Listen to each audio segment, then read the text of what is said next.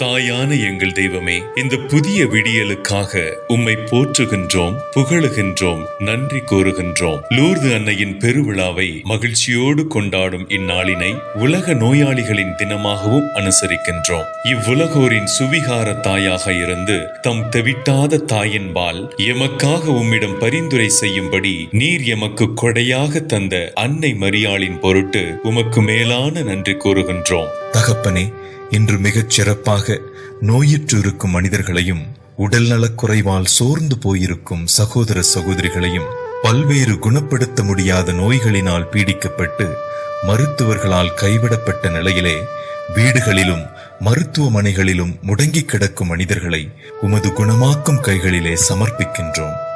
அன்பு தகப்பனே, மத்தேயு நற்செய்தி 8:2 ஐயா, நீர் விரும்பினால் எனது நோயை நீக்க உம்மால் முடியும் என்ற அந்த தொழு நோயாளியைப் போல அசைக்க முடியாத நம்பிக்கையோடு கூட நாங்கள் இன்று இறைஞ்சுகின்றோம்.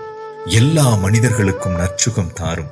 உமது தெய்வீக குணமாக்கும் வல்லமையை அவர்கள் உணர்ந்து உம்மிலே ஆழ்ந்த விசுவாசம் கொள்ள அருள் புரியும். அவர்களை ஒவ்வொரு நாளும் தாங்குகின்ற குடும்பத்தினருக்கும் உமது ஆசீர் நிறைவாக கிடைக்க நாங்கள் ஜெபிக்கின்றோம்.